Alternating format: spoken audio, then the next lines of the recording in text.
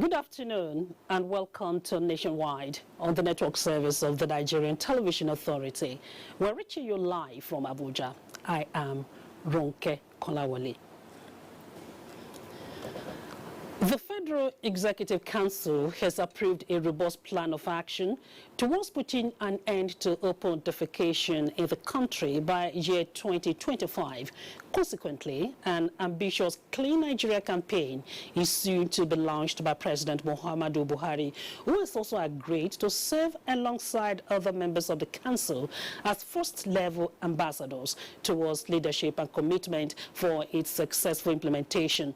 Water Resources Minister Suleiman Adamu announced this while briefing newsmen after the Council's meeting. State House correspondent Adamu Sambo reports that far-reaching measures have also been taken towards boosting revenue collection, curtailing smuggling activities, and enhancing critical infrastructure for economic growth and development.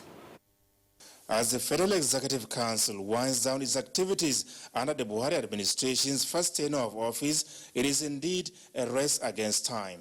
This informed a nearly 10-hour-long meeting which considered more than 20 memoranda from ministries, departments and agencies. Amongst them is the one seeking to end open defecation in the country. India plans to declare itself open defecation free by 2nd October this year, 2019. And once that happens, Nigeria is the #1 country in the world that practices open defecation. You all agree with me that this is an honor we do not want to have. Although Nigeria recently declared a state of emergency on water and sanitation sector, so far only 10 out of the 774 local governments are open defecation free. Describing this as unacceptable, the Council approved a number of measures, including the proposed launch of what it calls Clean Nigeria, Use the Toilet campaign. We also hope to create a Clean Nigeria movement and to harmonize ministerial activities so that we have a seamless policies regarding sanitation in the country. We also requested for an annual budget of about 10.6 billion to be approved. Finance Minister Zainab Ahmed, on her part, secured the Council's approval of 970.2 million naira for the acquisition of residential accommodation for staff of the Nigeria Customs Service, as well as another 247.9 million naira for modern communication gadgets towards enhancing end-to-end inscription of message delivery by the service, devoid of any tapping by smugglers and their cohorts. The need has become necessary because of the renewed onslaught by the Nigerian Customs Service on smuggling as well as on other economic activities. Also approved is 710 million naira for an automated project lighthouse aimed at aggregating, centralizing and analyzing nationwide taxpayer data information.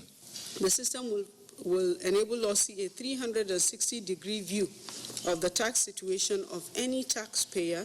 At the end of the day, what this will do is it will help us to improve on our tax revenue collection efforts, both at the federal as well as at the state level. In the area of infrastructure, the Council approved a 1.8 billion naira secondary road contract linking Dangara to Yaba in Kwali Area Council of the FCT, as well as another project for the supply of heavy-duty equipment for the Department of Development Control. These equipments are used by Development Control to affect needed adjustments to buildings and structures that have contravened set regulations, particularly the Abuja Master Plan. For the Ministry of Petroleum Resources, we had 2 interventions today. The first was on behalf of NNPC, and that was for the award of a contract to provide a pipeline to supply gas to East and West Corridor and be able to link them to the OB3 contract that has already been awarded. The significance of that, obviously, is that the more we can gather gas that is essential to feedstock the pipelines that we're building, the easier it will be for us to create that hub that we're looking for to move gas around the corridors of Nigeria, north, south, east, west, as the case may be. The Federal Executive Council has also granted approval for the purchase of water tankers and tenders for the FCT Fire Service, as well as a fire service truck for the just completed 17-story headquarters building of the Nigerian Content Monitoring Board in Bayelsa State. From the State House, Adamu Sambu, NTA News.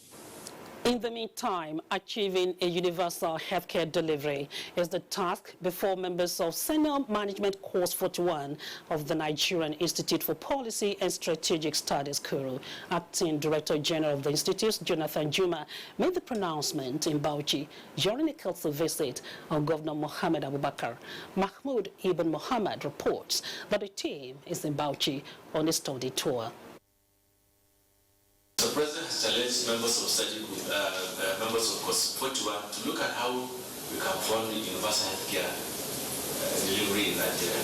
This is one area of concern, not only to Mr. President, but also to all of us as citizens. Those were the words of Jonathan Juma, the Acting Director General, National Institute for Policy and Strategic Studies, on the task of ensuring that Nigerians get effective and efficient health care services. On his part, Governor Muhammad Abubakar, who acknowledged the importance of good health care system, noted that the government of Bauchi State has taken a bold step in that direction. We have achieved the primary health care under one roof. It is operating in Bauchi State. We have a fully functional primary health care development agency. And I must say the agency has been doing very, very well. The team expected to visit some major cities in Bauchi State as part of their study tour. In Bauchi, Mahmoud Ibn Mohammed, NTA News. To other issues now, the Court of Appeal in Abuja has upheld the appeal of Governor Gboyega Oyetola of the APC in Osun State against the victory of Ademola Adeleke at the Election Petitions Tribunal. Olabode Arewa reports that the appellate court decision followed a dissenting judgment of 4-1. The five-man panel of appeal court justices examined 13 issues raised by the counsel to Gboyega Oyetola on the decision of the Election Petition Tribunal.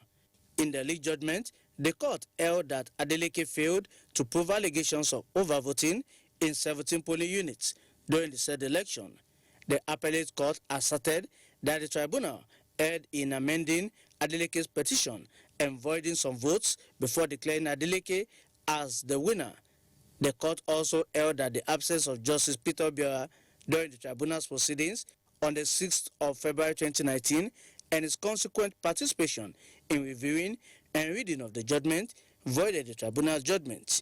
The court consequently dismissed the objections of Ademola Adeleke and the PDP to the appeal. We are happy that today the minority judgment of the tribunal has become the majority judgment of the Court of Appeal. And we believe that this is another new dawn in our democratic journey. We still have the right of appeal to the Supreme Court, which is the highest court of the land. We are not satisfied with the majority judgment as delivered, and we are exercising our right of appeal to the Supreme Court for the final determination. While Justice Jumai Sankey read the appeal court judgment, Justice George Mbaba, however, delivered a dissenting judgment on the case. The court held that ordinarily it should order a retrial of the proceedings, but due to the timeline in what and when a petition should last at the tribunal, being 180 days, the appeal court declined jurisdiction in that regard. In Abuja, Olabode Arewa, NTA News. Meanwhile, there was a wide jubilation in Osogbo following the declaration of Court of Appeal seat in Abuja, which upheld the election of Mr. Gboyega Oyetola as the governor of Osun State. Yemi Akintunde reports that the governor was among the crowd singing victory songs across the streets of the state capital.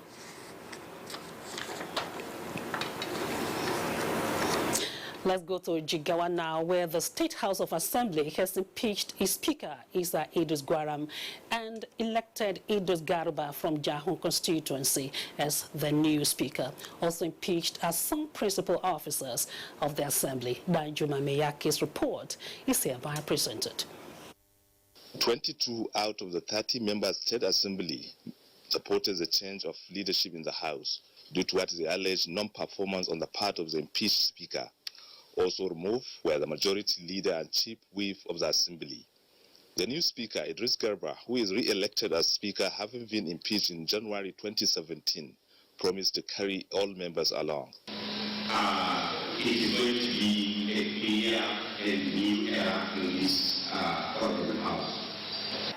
It will be recalled that the Jigawa State Assembly went into a rowdy session last Tuesday in an attempt to amend the standard rules of the state legislature.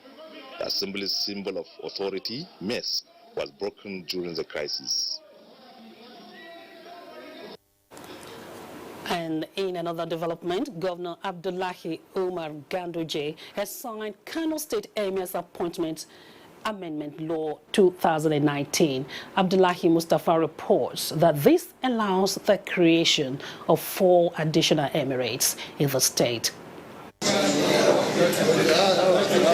Barely 3 hours after its passage, Kano Assembly Speaker Kabir Al-Hassan Rum, alongside other principal officers, took the draft Kano State Emir's Appointment and Deposition Amendment Bill to Governor Abdullahi Umar Ganduje. This is to ensure immediate assent and timely takeoff of 4 additional emirates created by the amendment. By appending his signature, Rano, Karai, Gaya and Bichi districts have been upgraded to first-class emirates. In order to get the active participation of traditional rulers, there is need to appreciate them, there is need to upgrade them based on their historical antecedents. Governor Ganduje disclosed that new emirs will soon be appointed for the 4 additional emirates. In Kano, Abdullahi Mustafa, NTA News. Let's go straight to the National Assembly, where the Senate has confirmed the nomination of Abike Dabirerewa for appointment as Chairman and Chief Executive Officer of the Nigerians in Diaspora Commission. Let's follow the presentation of the report of his Committee on Diaspora and Non-Governmental Organizations, which described the nominee as well experienced and fit for the office. Meanwhile, President Muhammadu Buhari has written Senate requesting confirmation of the reappointment of Godwin Emefiele as the governor of the Central Bank of Nigeria, CBN. Senate has also passed the Federal Capital Territory Hospital Management Board Established Bill. Also, the House of Representatives has passed a bill to establish Abuja Geographic Information Agency. Other bills passed at the House on Thursday's plenary include a bill to establish Nigerian Council for Psychologists, as well as bills to establish Federal University of Agriculture, Dadinkowa in Gombe, and Federal College of Education, Mongono in Borno State. Meanwhile, the ad hoc committee set up to ascertain the proceeds of the Treasury single account in order to enhance transparency and accountability has submitted its report. Details in our subsequent news. Let's now join Hingino in Lagos for more reports on Nationwide. Hello, Hingino. Thank you, Ronke, and welcome to Lagos. The federal government has filed an appeal against the judgment of the Federal High Court on some oil companies over non-declaration of crude oil exports from Nigeria to United States of America between 2011 and 2013. Vera Chimuba has details. The federal government had filed a suit in 2016 seeking to recover $245 million from some oil companies, accusing them of shortchanging it by allegedly shipping several barrels of crude oil out of Nigeria without making remittances to the federal government.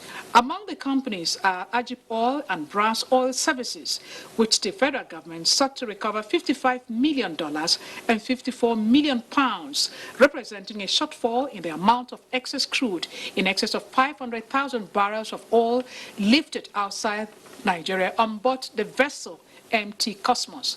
The plaintiff had prayed the court to compel the oil firms to pay the sum with an annual interest rate of 21%. The federal government also sought to recover $8.4 million from brass oil in missing revenue. In her judgment, Justice Mojisola Alaterebu of the Federal High Court held that the federal government has not provided sufficient evidence to justify the claim of undisclosed crude oil from these oil companies. The federal government has filed an appeal against the judgment. In Lagos, Viera Chumba, NTA News. Some academics have lauded the Joint Admissions and Matriculation Board, JAMB, for the decision to conduct biometric re-verification for some students who sat for the 2019 Unified Tertiary Matriculation Examination, UTME. Justin Moses has details. It is no longer news that the Joint Admission and Matriculation Board, JAMB, has delayed the release of the 2019 UTME results. The decision, according to the board, was due to examination malpractices in some CBT centers across the country. JAMB has promised to fish out those involved before the release of the results. Some university professors commended the body, saying whatever needed to be done to curb examination malpractices and give credibility a chance is a welcome development. If there will be no admission to university, I will support it. If the malpractice is of massive nature, is generalized, cancel all the exam. It's not compulsory that you must admit students every year. Of course, we have backlog of students who are waiting for admissions. Just to make sure that we sanitize the system. And when the process is faulty, you see that we see all sorts of persons in the university. Students also are of the opinion that proper screening of results will stop laziness among students and also award good performance. This year malpractice can be reduced. If we have the right people in the right position that can handle the right thing at the given time. In the past, it has been very difficult anyway, but I will commend the JAMB registrar, and he should keep it up. It's commendable. They added that overlooking examination malpractices will be disastrous to the production of human resources for the country. In Lagos, Jesuito Moses, NTA News. Lagos State Governor Akinwumi Ambode has urged the Muslim community in Lagos to avail itself of the training and serenity that Ramadan provides. The governor said this at a tafsir lecture organized by the state government. Nosa Osla reports. Governor Ambode said it was important for people to imbibe the teachings of the season, especially in relating with God and fellow human beings. Noting that the best days of the state are still ahead, Governor Ambode admonished residents to continue to support government, just as he urged Muslim brethren to also cooperate with the incoming administration of Mr. Babajide Sanwo-Olu to take the state to greater heights. Every year, we are called to pause and reflect on our lives, how we're serving the Almighty Allah, how we're serving our fellow human beings, our nation, and particularly our state. I therefore enjoin each and every one of us to be our neighbor's supporter and to keep the closeness within the community. The State Commissioner for Home Affairs, Dr. Abdul Hakim Abdul Latif, said the entire Muslim community in the state was grateful to Governor Ambode for being compassionate, saying that the governor's large-heartedness had granted them unprecedented level of achievements. There were lectures and prayers by eminent Islamic clerics in the state, led by the Chief Imam of Lagos. In Lagos, Nosa Osula, NTA News. That's our contribution from Lagos. Back to Ronke in Abuja for more on Nationwide. Thank you, Higino. Continuous dialogue and broad-based approach to conflict management have been identified as the surest way out of the protracted farmers-headed conflicts across the country. This is the position of key players at a capacity building workshop for community and religious leaders on conflict prevention and alternative dispute resolution put together by the Rule of Law Advisory Team, Office of the Vice President. Herman Jabani reports. One of the serious security challenges of Nigeria in the recent time is the persistent farmer-herders clashes. This gave birth to the National Livestock Transformation Plan, a strategy to tackle the crisis in the 6 most affected states of Zamfara, Plateau, Taraba, Adamawa, Nasarawa, and Kaduna. This forum, among other things, seeks to provide the stakeholders tactical skills and capacity to prevent, manage and resolve conflict effectively. Something as simple as dialogue, something as communicating effectively can actually douse tension. And that is why we are saying, let's all come together, traditional institutions, work with the federal government, work with the state government to make this crisis a thing of the past. We are here to provide a platform where people will dialogue, where people will talk to one another and not, we have always been talking against one another. But now we are providing a platform where people will talk to one another. Dialogue is the only solution to peace and peaceful coexistence. We'll continue to talk, judge instead of war. We have been having these conflict resolution meetings for over 1 decade, but every time it is happening again, we should ask ourselves, why is it? Is it that we don't understand what we have been taught, or is it that we are not sincere in what we are doing? The meeting later went into technical session. Hamman Jabani, NTA News.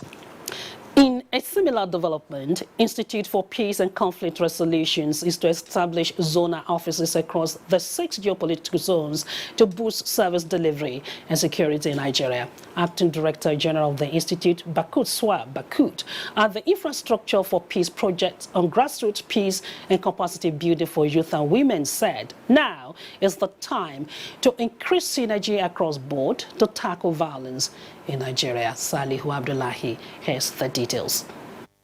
Unity and faith, peace and progress, as the slogan of Nigeria's coat of arms, is a constant reminder of conscious efforts by the founding fathers of Nigeria on importance of peace to the country. Building on this legacy, especially with the spate of violence in the country in recent time, the federal government, through its agency in charge of preventing and managing violence, Institute for Peace and Conflict Resolution, is taking action in the implementation of government cardinal objective in peace building. This is being done through direct capacity building of stakeholders, as well as setting up of grassroots peace platforms for regular interactions such as these. If we put our heads together and look at the structures that are available, like the traditional structure, the churches, the mosques, and we sit down, we can dialogue, we can negotiate, we can look for ways to solve our problem. We have been meeting with various youth groups, women groups, organizations, to let them know the need for us to address, follow up our issues through dialogue. What we are doing basically is the soft side of security. When you do peace building, is the soft side. But we are not directly involved in the hard side, but there is a nexus, there is a connection, between the hard and the soft. Participants drawn from Gwagwalada Area Council in the FCT acknowledged the timeliness of the event in tackling perennial socio-political and ethno-religious conflict in the society. If the woman does not take care of the home, there can never be peace in the society. The woman is the hub. As religious leaders, we need to organize workshops like this to bring awareness to our members in our various places of worship. Peace is a necessity and has no alternative, and that there can be no meaningful development without peace and security. That is the submission of stakeholders at this forum. And therefore, as a take-home message, participants have been urged to propagate love as a vital tool for peace building among the people. From Gwagwalada Area Council in Abuja, Salihu Abdullahi, NTA News. You're watching Nationwide on the NTA. We take a short break now. There'll be more reports after the break. We appreciate your staying with us.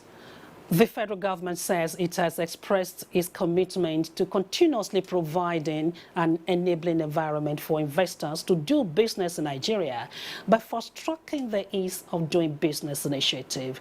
Minister of Industry, Trade and Investment, Okechukwu Enalama, said as a government that interfaces with the private sector, the initiative will not be compromised.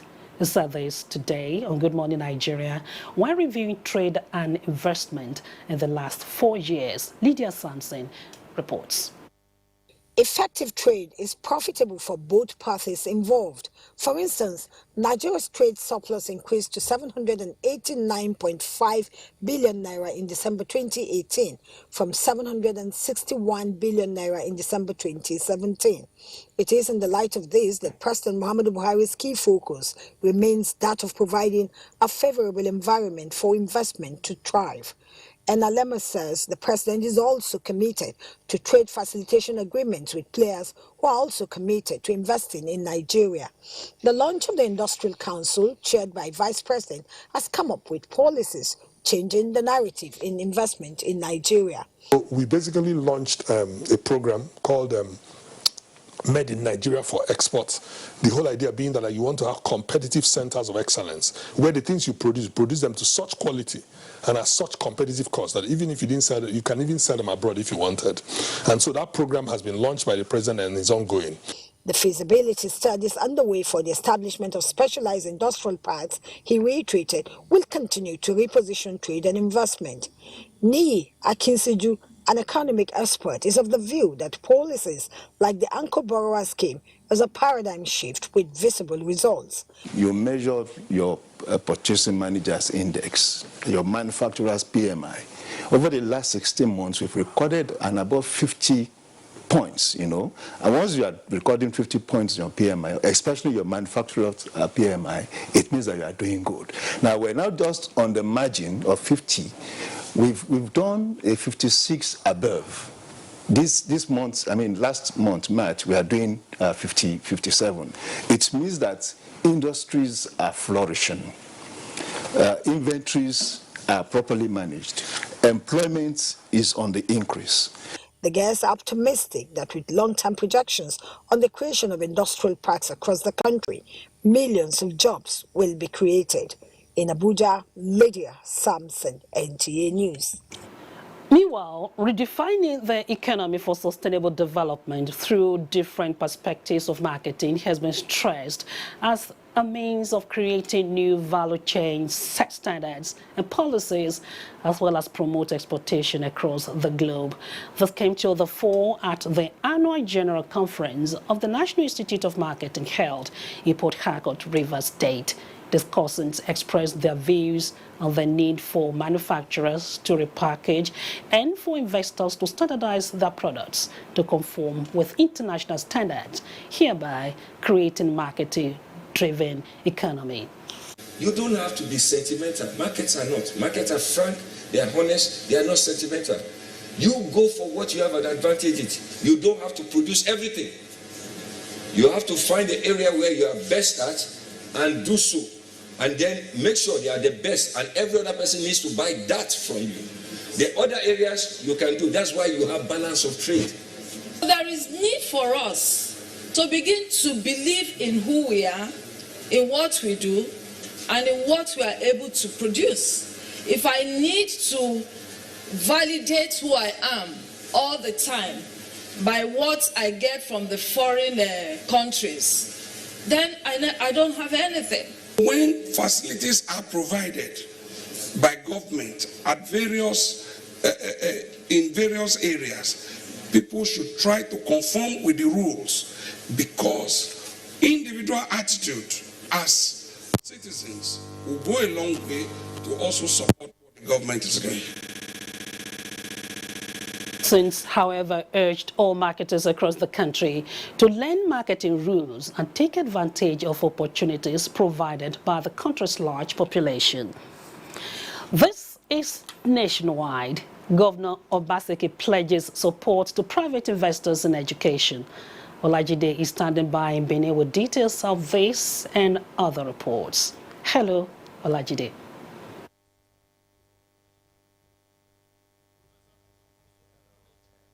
and a warm welcome to Benin Network Center.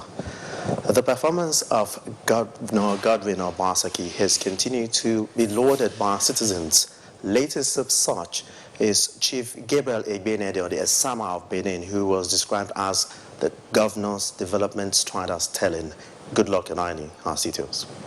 The visit of the Esama of Benin to Government House took everyone by surprise, including Governor Obaseki, who described it as historic. Chief Gabriel Egbenede says Governor Obaseki as a man who is doing well in developing the states and urged him to remain focused, just as he assured him of his continued support. He's doing well. Everybody should praise him and call him not to distract him. For Governor Obaseki, Chief Egbenede's contributions to the development of the states and the country at large, especially in education, media, and agriculture, remain a reference point. He assured his visitor of his unflinching commitment in transforming the education sector, particularly at the basic level. Edo has always excelled in it, excelled as a people. And the reason is because of knowledge. In historical times, we were far ahead of our peers in this part of the world. Since the British came, we've also dominated the education space in this country. So with what you have done, we will continue to reinforce. The baton has been passed on to us. We will not drop it. This is the first time Chief Egbenede is visiting the government house in 25 years. In Benin, good luck, Inaini, NTA News. A wife of Ondo State Governor Betty Anyanwu has made a case for greater rural infrastructure as a template for socio-economic and political development. This is coming from the familiarization visit of the wife of the governor to Aye community in Ifedore local government area of the state, which according to her was prompted by her knowledge that the community is under the traditional rulership of a 20-year-old regent. Olubukola Aduo reports. Research has shown that the rate of women's participation in traditional practices compared to their male counterparts is minimal but not insignificant. One of the few women in Ondo State who have embraced tradition and customs is Princess Taiwo Adebola Agbono, the regent of Aye community, an agrarian village in Ifedore local government area of the state. As a way of encouraging women and the female folk, the wife of the state governor, Mrs. Betty Anyanwu, came to Aye community to show a solidarity to the young regent and vowed to bring about socio-political development to the community through a needs assessment program. That needs assessment will tell us what the situation is, do focus group discussion, hear from the people, hear from the community. The community, through the regent, Princess Taiwo Agbono, highlighted areas where intervention is needed, which include motorable roads and a befitting market. Our people, our graduates are unemployed. We don't want them to become nuisance to the society. Mrs. Akeredolu also distributed Solayo kits and vitamins to the vulnerable groups. Olubukola Aduo, NTA News.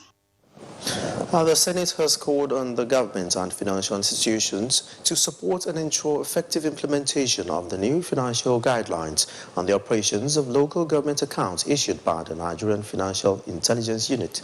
Anwulu Okolo sampled views of this development from the streets of Benin.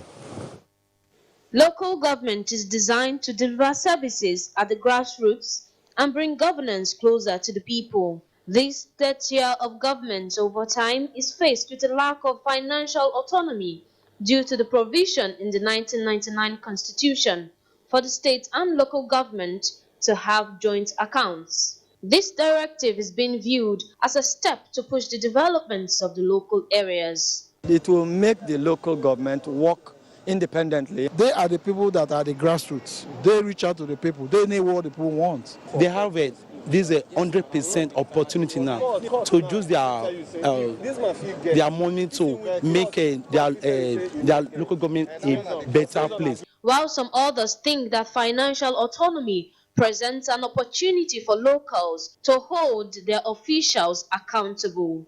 There are some remote areas that they have been abandoned. So with this, they can build more schools, more markets to people to enjoy the benefit of having their own local government. You find out that there will not be development. In this case now, we are not going to know our local government chairman, and we are not going to be able to hold them accountable. The directive, which is to be effective from June 1st, 2019, has not just banned banks, governors, financial institutions, public officers, and other stakeholders from tampering with statutory allocations of local government areas. It also adds a daily 500,000 naira cash limit for the local governments. In Benin, Aunli Okolo, NTA News. Well, that's a wrap from Benin. It's back to Abuja with Ronke for continuation of Nationwide. Olajide in Benin, we thank you.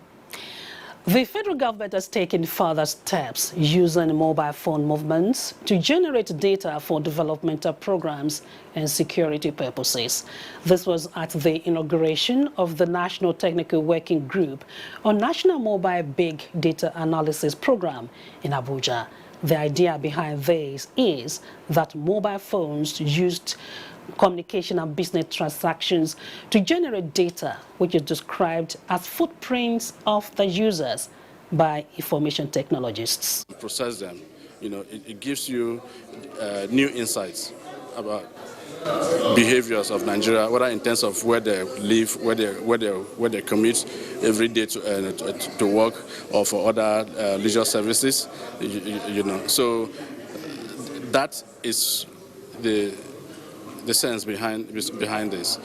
This project did not in any way cause any interference in the statutory function of the identity management agencies and the security agencies. One will not want to know who will be the owner of this data at the end of the day, and where is this data going to reside, looking at privacy and security issues that surrounding big data. Permanent Secretary, Federal Minister of Communication, urged the group to identify areas for the application of the Mobile Big Data Analysis Program in the public sector. Human capital required to position Nigeria as the data science capital in Africa by 2023. The National Technical Working Group of the National Mobile Big Data Analysis Program has 4 subgroups made up of policy and regulation, capacity building and sensitization, data application, as well as infrastructure and commercial models. Till the news now, 339 shortlisted candidates from the South region are undergoing the final clearance interview sessions for the 2019-2020 PTDF Overseas Postgraduate Scholarship Scheme. A former OMESA report from the University of Port Harcourt, venue of the exercise. Of the 339 successful candidates, 203 will pursue master's degrees, while 136 are for PhD to study in Europe.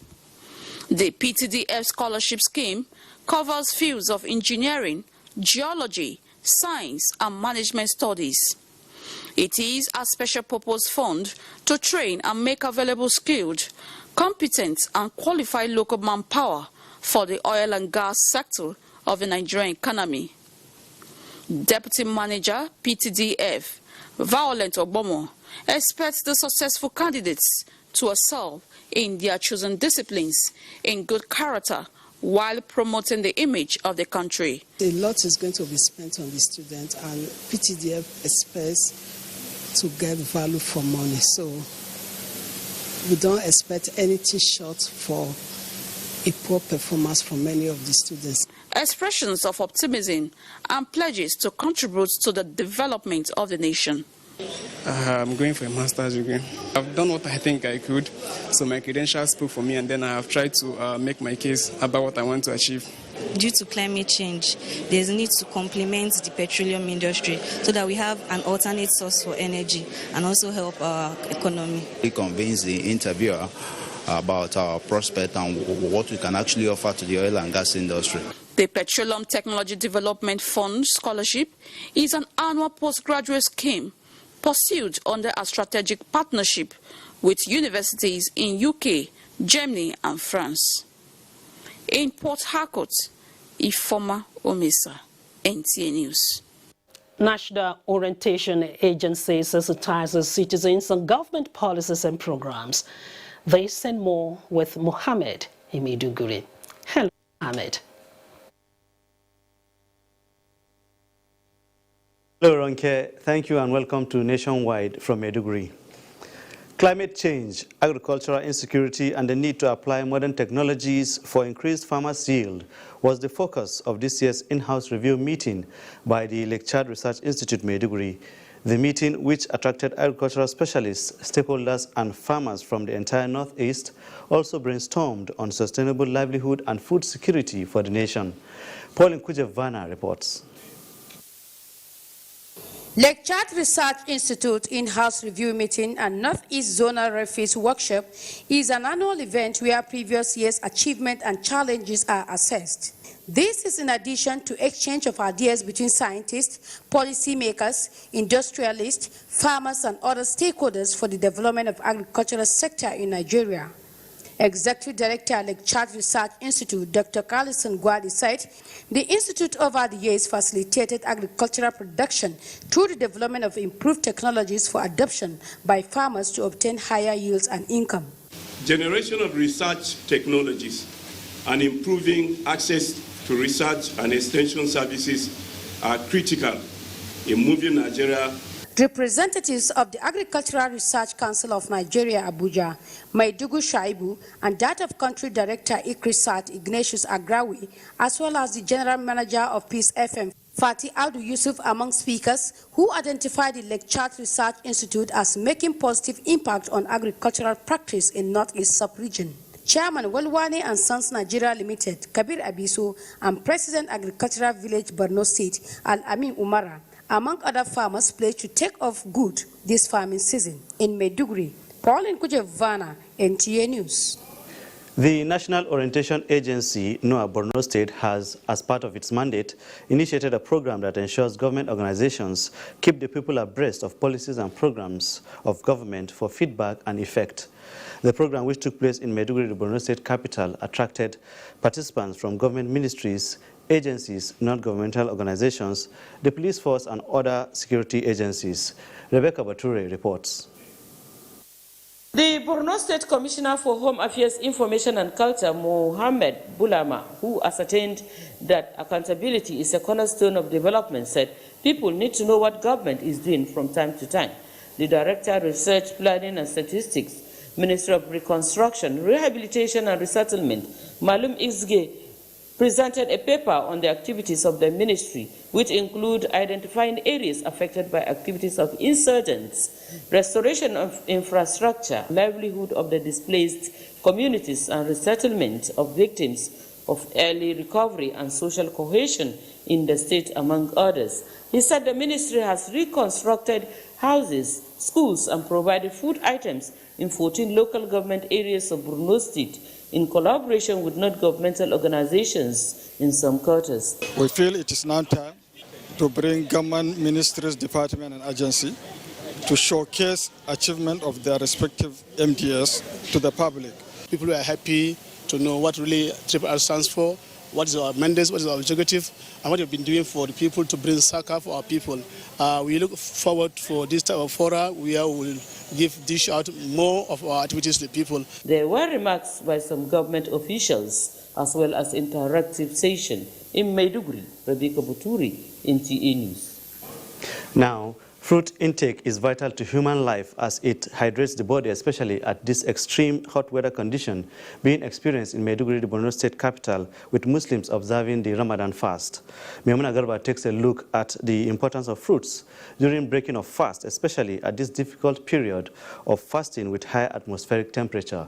The report. People who eat more fruits and vegetables as part of an overall healthy diet are likely to have a reduced risk of some chronic diseases because it provides nutrients that are vital for health and maintenance of human body. Since fruits are essential for the well-being of humans, its consumption is important during fasting period as it is an essential component of one's meal due to abstinence from food from dawn to sunset. Fruits are very important to the body because it hydrates the body, especially during the Ramadan period, because of the loss of fluids that ones have during the day.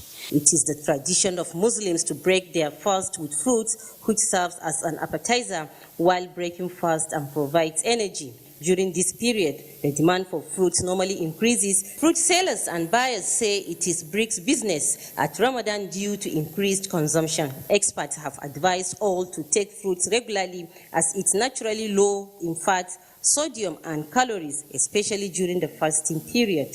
In Maiduguri, Maimuna Garba, NTA News. That is all for our contribution. The rest of Nationwide continues with Ronke in Abuja. Mohammed, thank you. No fewer than 40,000 orphans are to benefit from this year's annual Salah Ramadan welfare package of Zamfara State Government. Governor Abdulaziz Jari flagged off the distribution of the assistance worth more than 570 million naira at the Zakat and Endowment Board headquarters in Gusau. Jamilu Ibrahim has more.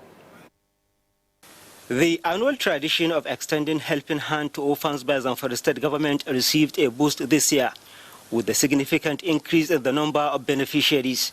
This is in response to the increasing number of orphans occasioned by the prevailing security challenges in the state. The assistance tagged Ramadan and Salah welfare package, which comprises assorted food items, clothing materials and cash, is being distributed through the State Zakat and Endowment Board. Governor Abdulaziz Abubakar, who flagged up the distribution of the package to 40,000 orphans, says the initiative is part of his administration's policy of improving the well-being of the less privileged, especially during the holy month of Ramadan. Today, as we are giving 40,000 orphan support for the Ramadan and Salah Eid al-Fitr, I call upon the incoming governor, inshallah, to continue to maintain the tempo and also attach importance as Allah Almighty Subhanahu wa Ta'ala attach importance to this important program. Executive Secretary for State Zakat and Endowment Board, Malam Bashir Siraju, said the beneficiaries were drawn from across all the 17 emirates in the state. 1,800 orphans are to benefit from the assistance in each of the emirates, with the exception of Gusau Emirate, which had 3,600 beneficiaries. Some of the benefiting orphans and their mothers who spoke with NTA News expressed delight over the assistance, which they said will go a long way in alleviating their suffering. In Gusau, Jamilu Ibrahim, NTA News. Time now to take another break. Sports and weather will come thereafter. Before we go, let's quickly check on Friday's weather prospect across the country.